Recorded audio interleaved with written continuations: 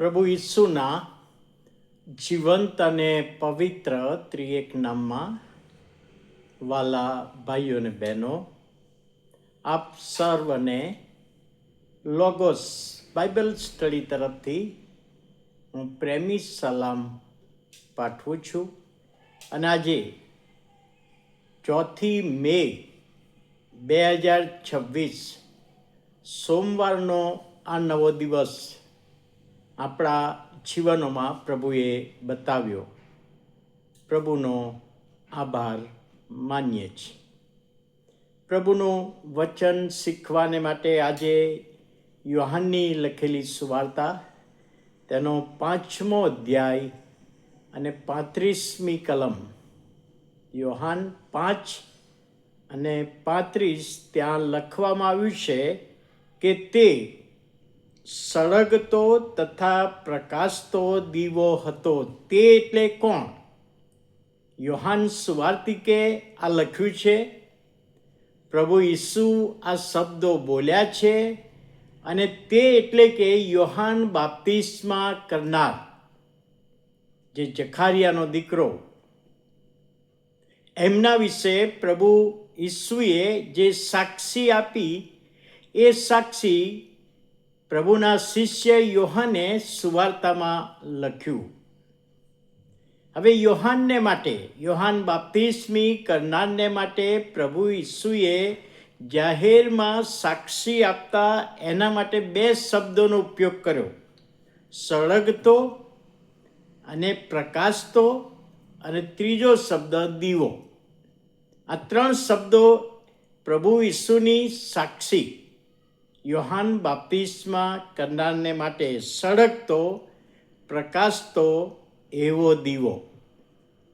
હવે યહૂદી સમાજ પ્રમાણે, યહૂદી માન્યતા પ્રમાણે દીવો શબ્દ એ કોના માટે વાપરવામાં આવે અને શું કહેવા માગે છે? દીવો શબ્દ બધા જ લોકો માટે વાપરી શકાય નહીં. તાલ્મુડ જે યહૂદી સાહિત્ય છે, અને સાહિત્યમાં લખવામાં આવ્યું છે કે દીવો શબ્દ એ ઇઝરાયેલનો દીવો. જ્યારે દીવો શબ્દ બોલે ત્યારે ઇઝરાયેલ માટેનો જ શબ્દ છે. એવા શબ્દો રાબ્બી માટે વાપરવામાં આવે. સામાન્ય માણસ માટે દીવો કહીને કોઈને બોલાવી શકાય નહીં. બીજી બાબત કે દીવો અંધારામાં પ્રકાશ આપે છે. અંધારામાં પ્રકાશ આપે છે. પ્રભુ ઈસુના સમયમાં અને યોહાનના સમયમાં જ્યારે લખવામાં આવ્યું ત્યારે આજના જેવો પ્રકાશ, વિદ્યુત પ્રકાશ હતો નહીં. દીવો વાપરતા.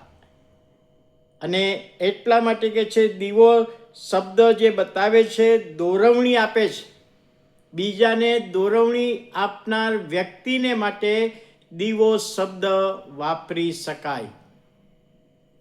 ત્યાર પછી કે છે પ્રબોધક અથવા ન્યાયી વ્યક્તિને માટે, ઈશ્વર તરફથી જે વ્યક્તિ મોકલાયેલો હોય, જે ઈશ્વરની સાથેનો સંબંધ રાખીને ઈશ્વરની પાસેથી સંદેશો મેળવીને બીજા લોકોને આપે, એ વ્યક્તિને માટે દીવો શબ્દ વપરાય.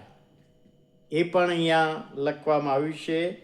અને ત્યાર પછી લખ્યું છે સળગતો. યહૂદી સમજ પ્રમાણે ઈશ્વરની હાજરી બતાવે છે. સળગતો દીવો છે, પ્રબોધક છે, પરંતુ ઈશ્વરની હાજરી પ્રમાણે, ઈશ્વરની દોરવણી પ્રમાણે ચાલનાર વ્યક્તિ છે એવું બતાવવાને માટે પ્રભુ ઈસુએ આ યોહાન બાપ્તિસ્મી કરનારને માટે આ શબ્દો વાપર્યા કે તે સળગતો અને પ્રકાશતો દીવો. જો બીજી રીતે સમજવું હોય, સળગતો એટલે સહન કરનાર, સહન કરીને પ્રકાશ આપનાર. અને યોહાન બાપ્તિસ્માનો અંત જો આપણે જોઈએ તો રાજાને એણે ઠપકો આપ્યો માટે એનું માથું એને આપવું પડ્યું એ આપણે જાણીએ છીએ. સળગતો હતો, સાથે પ્રકાશતો હતો.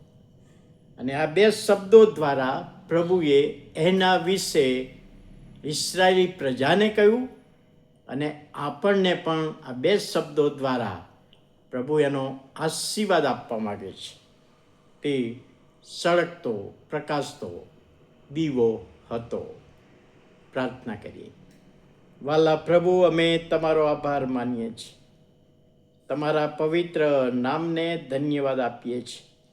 યોહાન બાપ્તિસ્મી કરનારને માટે જે શબ્દો સળગતો પ્રકાશતો એવો દીવો, એ વચનને માટે, સાક્ષીને માટે, જીવનને માટે આભાર માનતા તમારા હાથોમાં સોંપાઈએ છીએ.